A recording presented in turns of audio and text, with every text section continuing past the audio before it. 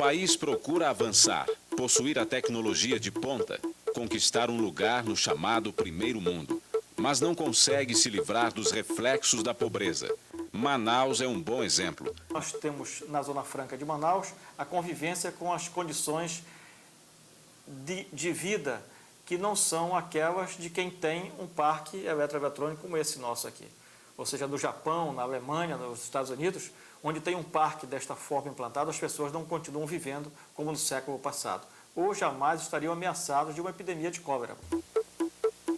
Cada dia que o país se encaminha para o século XXI, ele dá um passo atrás na saúde.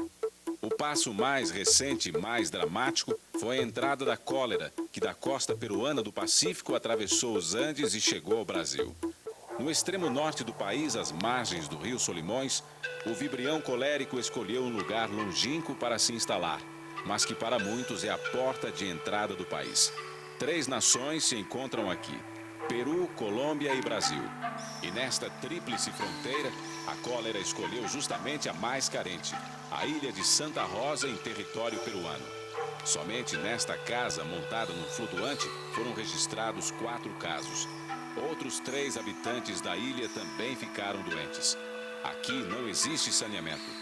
O Brasil doou uma estação de captação e tratamento d'água, mas as instalações estão servindo de varal de roupas.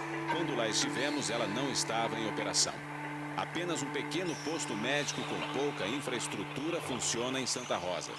Todo o material de orientação popular tem que ser adaptado do português para o espanhol. Até mesmo os equipamentos e remédios para os primeiros socorros das vítimas estão chegando do Brasil. Acá não se está haciendo casi nada por motivo de falta de apoyo de parte da autoridade de saúde de Iquitos. Não se está haciendo casi nada. E é desta pacata ilha, a 15 minutos de barco do Brasil, que vem o maior risco. A conclusão é de um dos maiores especialistas em cólera, que trabalhou 12 anos na África. Muita água, muita falta de higiene, não há uma água encanada de boa qualidade que esteja sendo servida. As águas são mantidas em potes, em recipientes, onde as pessoas pegam água com a mão e, ao pegar com a mão, levam a infecção.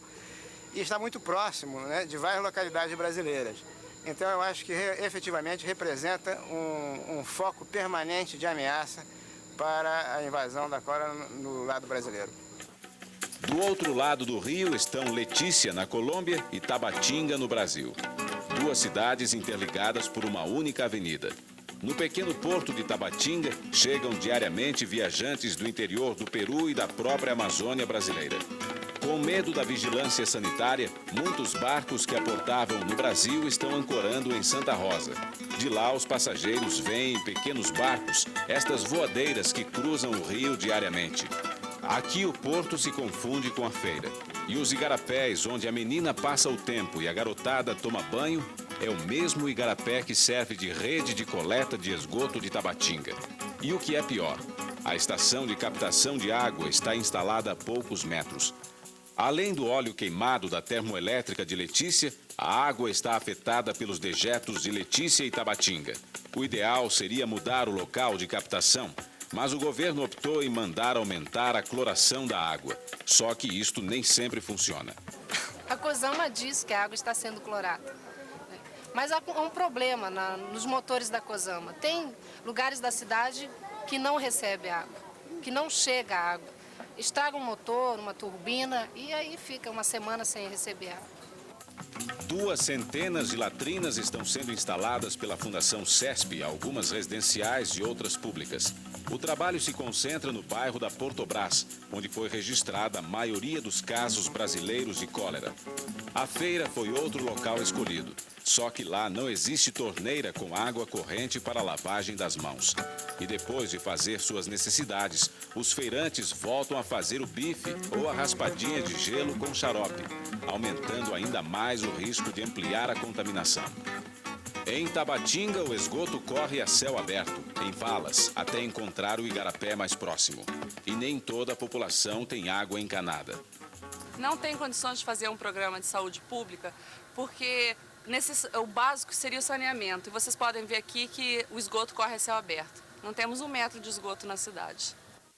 Mas a cólera não fala apenas o espanhol e o português. 42 quilômetros rio abaixo, ela chegou a Belém de Solimões. E aqui a orientação é dada no idioma dos índios ticunas.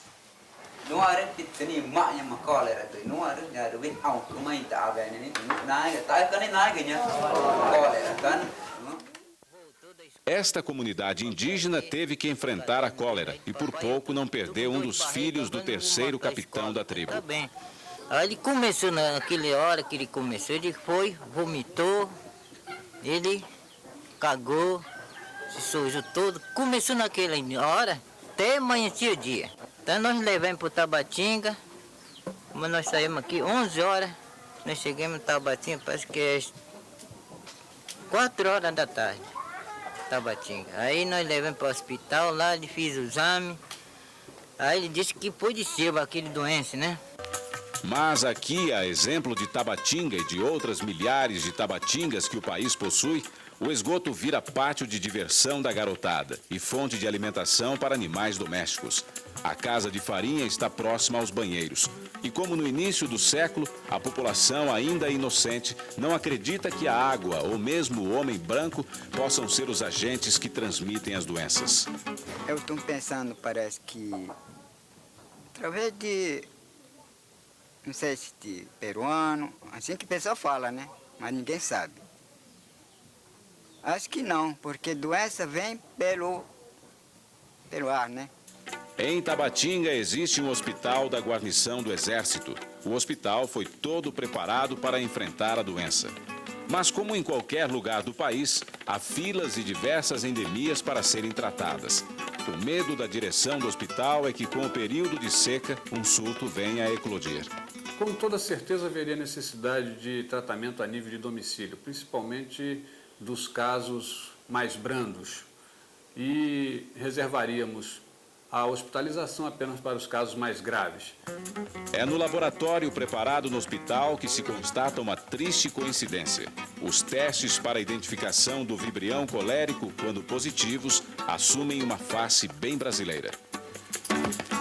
De Tabatinga, a cólera já desceu um pouco o rio Solimões e chegou a Benjamin Constant. Para chegar a Manaus é uma questão de tempo. E daqui deve gradualmente se dirigir para a costa até atingir Belém e reproduzir as epidemias do século passado. Os nossos sanitaristas de previsão, de plantão para isso, são excessivamente catastróficos. Eles avaliaram que nós teríamos no Rio de Janeiro, neste último verão, 30.000 mortes por dengue hemorrágico. Não foi internado sequer um paciente. É difícil adivinhar quem tem razão e definir a abrangência da cólera em território nacional.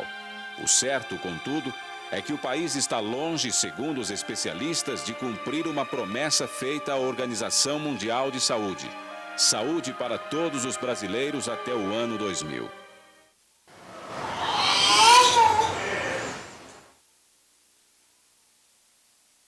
Pobre do pobre que aqui um dia cai, doente ou passa mal, vai ver que a Previdência nunca toma providência pro hóspede de um hospital.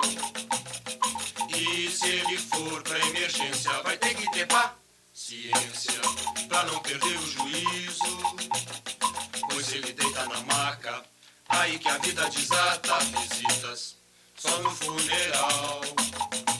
E já que a cólera nos beira, vai acabar na coleira. Eu tô jurando que é raiva. Pior foi com o Carlito, entrou com uma dor de barriga sem dente.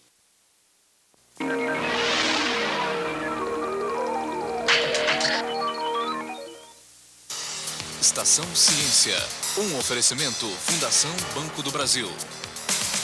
FINEP, 20 anos investindo na ciência e tecnologia.